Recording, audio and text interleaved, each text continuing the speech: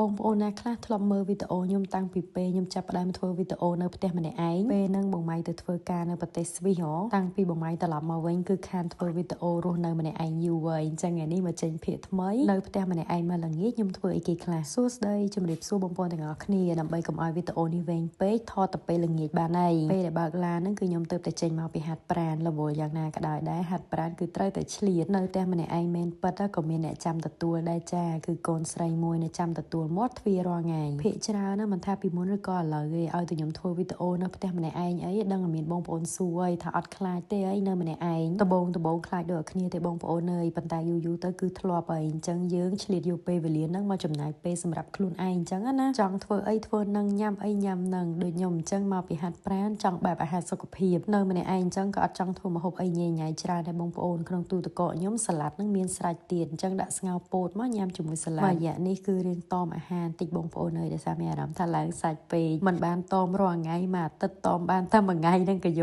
ដែរម្ហូបថ្ងៃនេះគឺខ្ញុំធ្វើជាមួយនឹងសាឡាត់បងប្អូនក្រៅពីហ្នឹងគឺសាច់ទ្រូងមាន់ដោយសារតែសាឡាត់ខ្ញុំធ្វើសាបដែរទេអញ្ចឹងយើងប្រឡាក់សាច់ហ្នឹងឲ្យវារៀងមានជាតិតិចទៅដាក់ទឹកស៊ីអ៊ីវម្សៅស៊ុបអីដែលសំខាន់ដាក់ម្ទេសតិចដែរមកឲ្យរៀងហឹលដាក់ជៀនសាច់ទ្រូងមាន់ចោលទៅប៉ុន្តែខ្ញុំមិនឲ្យវាឆ្អិនពេកទេព្រោះខ្សោះហើយបើសាឡាត់វិញគឺខ្ញុំធ្វើបែបសាឡាត់សុខភាពនៅអាឡម៉ង់គេចូលចិត្តញ៉ាំសាឡាត់ហ្នឹងណាបងប្អូនគឺគេហៅសាឡាត់ជូរកាលណាតែយើងប្រើទឹកសាឡាត់ដែលមានជាតិម៉ាយ៉ូណេសមានជាតិគ្រីមអីគឺវាអត់ល្អសម្រាប់អ្នកដែលកំពុងតែដៃអិតទេអញ្ចឹងបើចង់ថែរៀងសម្រក់គីឡូអីបងប្អូនអាចធ្វើតាមខ្ញុំបានបើនិយាយពីបន្លែបងប្អូនចូលចិត្តអីដាក់ហ្នឹងទៅខ្ញុំដាក់ផ្លែបឺដែរដោយសារតែឆ្ងាញ់រសជាតិឆ្ងាញ់ញ៉ាំមួយសាឡាត់ហើយញ៉ាំទៅឆ្អែតទៀតខ្ទិះហើយក្រៅពីហ្នឹងខ្ញុំមានម៉ុតសារ៉េឡាដែរខ្ញុំមិនដឹងខ្មែរគេហៅថាម៉េចទេដឹងតែហ្នឹងឆ្ងាញ់ខ្ញុំមានតសក់មានពីងប៉ោះហើយនិងម៉ុតសារ៉េឡាហ្នឹងឯងក្រៅពីហ្នឹងក៏មានពោតស្ងោរដែរបងប្អូនញ៉ាំទៅគឺឆ្អែតហើយវាផ្អែមដាក់មួយសាឡាត់ហ្នឹងក៏ត្រូវមួយយ៉ាងដែរគាត់តែខ្ញុំខ្ជិលច្បល់ចូលគ្នាហើយទឹកស្រូបសាឡាត់អាហារសុខភាពនេះរូបមន្តម៉ាក់ក្មេកខ្ញុំបងប្អូនយើងប្រើប្រេងអូលីវសម្រាប់ធ្វើសាឡាត់ហ្នឹង2ស្លាបព្រាបាយទឹកខ្មេះ1ស្លាបព្រាបាយខ្ញុំប្រើទឹកខ្មេះប៉មបងប្អូនហើយយើងថែមអំបិលបន្តិចថែមម្រេចបន្តិចកូរចូលគ្នាឲ្យសព្វស្រោចពីលើសាឡាត់ម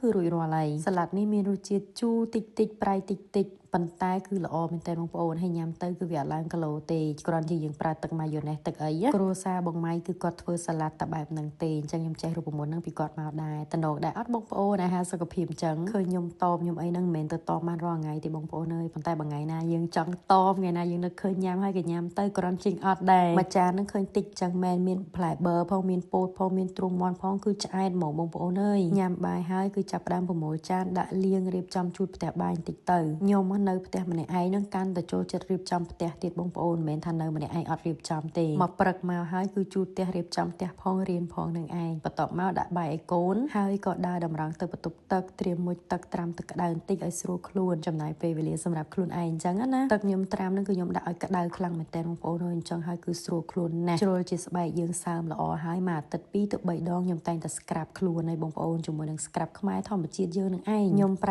ើជាប្រចាំហ្មងបងប្អូនអើយជាពិសេសទៅចេញថ្មីនេះស្ក្រាបបល័យទឹកឃ្មុំប្រើឡើងអស់ទៀតហើយរូបមន្តពិសេសគឺទឹកឃ្មុំព្រៃនឹងឯងបល័យគឺឈ្ងុយបល័យខ្មែរយើងហ្មងណាស្ក្រាបនៅលើស្បែកជំរុះកោសិកាចាស់ដាក់មកគឺត្រជាក់ប្រហើស្បែកមែនតើបងប្អូនមានផ្ទៃពោះឬមួយក៏សរសៃខ្ចីអីនឹងប្រើគឺត្រូវណាស់លាងមកគឺឡើងអាលងភ្លឺហ្មងបងប្អូនហើយមួយនេះវិញខ្ញុំប្រើកាន់ឆ្នាំហើយគឺស្រាប់កាហ្វេអាឡម៉ុនប្រើតាំងពីមុនពេលបល័យទឹកឃ្មុំចេញម៉េះហើយសាច់ស្ក្រាបហ្នឹងគឺថាឡើងម៉ត់ខៃបងប្អូនដែលមានស្បែកស្ដើងងាយរងប្រតិកម្មអីក៏ប្រើបានដែរផលិតផលធម្មជាតិផលិតផលខ្មែរយើងអញ្ចឹងមិនស្អាតលឿនទៅណាប៉ុន្តែសាច់ចាំហើយស្អាតបានយូរណាបងប្អូនអើយបងប្អូនប្រើឆ្លាស់គ្នាម្ដងកាហ្វេម្ដងបល័យក៏បានដែរបើមិនអញ្ចឹងទេលីទាំងពីរចូលគ្នាដូចខ្ញុំក៏បានដែរពេលខ្លះខ្ញុំខ្ជិលអញ្ចឹងទៅគឺខ្ញុំលីទាំងពីរនឹងចូលគ្នាហ្មងបានទាំងកាហ្វេហើយបានទាំងបល័យល្មៀតទៀតនិយាយទៅលាងមកស្បែកយើងឡើងភ្លឺថ្លាទន់ហ្មងណាមួយរយៈចុងក្រោយនេះបងប្អូនគឺថាខ្ញុំប្រែកាយចេះលាបលេដោយសារតែសាច់លេនេះគឺថាអូយដូចតហ៊ូដូចតដោះគោអញ្ចឹងពីដើមឡើយមកខ្ញុំមិនមែនជាមនុស្សដែលចេះលាបលេទេគឺអត់ចេះលាបសោះហ្មងប៉ុន្តែមកសាកលេ Felix នេះបងប្អូនជួយមើលខ្ញុំមើលគិតដូចខ្ញុំអត់គឺមុខខ្មៅជាងខ្លួនសជាងមុខបាត់ហើយខ្ញុំទៅមិនលាបទេហើយក៏លាបមិនសូវដែលបានជាប់ដែរគេលាបមួយថ្ងៃ2ដងខ្ញុំជួនកាល2ថ្ងៃមកបានលាបម្ដងខ្ជិលប៉ុន្តែមករយៈនេះមកបញ្ចូលឆ្នាំខ្មែរឃើញស្បែកខ្លួនឯងវាពិបាកទទួលយកពេកបងប្អូនខ្មៅហ្មងណាចឹងហើយក៏ចាប់ផ្ដើមលាបជាមួយលេ Felix នេះឯងខ្ញុំអត់ដែរចេះលាបលេទេបងប្អូនអើយទៅផលិតផល Felix ទេខ្ញុំប្រើផលិតផលគាត់ច្រើនមុខហើយទុកចិត្តលើក្រុមហ៊ុនជឿជាក់លើគុណភាពបានចាប់ផ្ដើមប្រើឥឡូវនេះឃើញថាប្លែកគួរសមដែរអញ្ចឹងកុំភ្លេចតាមដានបន្ត ទៀតណាបងប្អូនបន្ទាប់ពីលាបលេហើយថ្ងៃនេះខ្ញុំកក់សក់ដែរអញ្ចឹងផ្លុំសក់ឲ្យរីកស្ងួតតិចមកចាប់ផ្ដើមដុសធ្មេញអត់ទាន់អាចចូលគេងបានប៉ុណ្ណឹងទេបងប្អូនអើយឆ្លៀតទៅមើល homework ប្រហែល homework តិចសិនព្រោះថ្ងៃស្អែកបន្ទាប់ឡើងគឺត្រូវរៀនធ្វើ homework ហើយក៏ឆ្លៀតមកអង្គុយកាត់វីដេអូតិចតួចដែរខ្លាចបងប្អូនអត់មានវីដេអូមើលនៅថ្ងៃស្អែកបន្ទាប់មកបានខ្ញុំចូលទៅគេងពេលហ្នឹងគឺបាននិយាយទូរស័ព្ទមួយបងម៉ៃដែរប៉ុន្តែភ្លេចថតហើយធម្មតាពេលចូលគេងអញ្ចឹងបងប្អូនគឺខ្ញុំអត់តល្ងុយគេងទេដោយសារយើងចុចទូរស័ព្ទច្រើនពេកប៉ុន្តែពេលណាដែលអត់ល្ងុយគឺអានសភៅបន្តិចទៅគឺឆាប់ល្ងុយគេងមែនតើអញ្ចឹងវីដេអូថ្ងៃនេះមានតែប៉ុណ្្នឹងឯងបងប្អូនរៀបត្រីសួស្តីបាយបាយ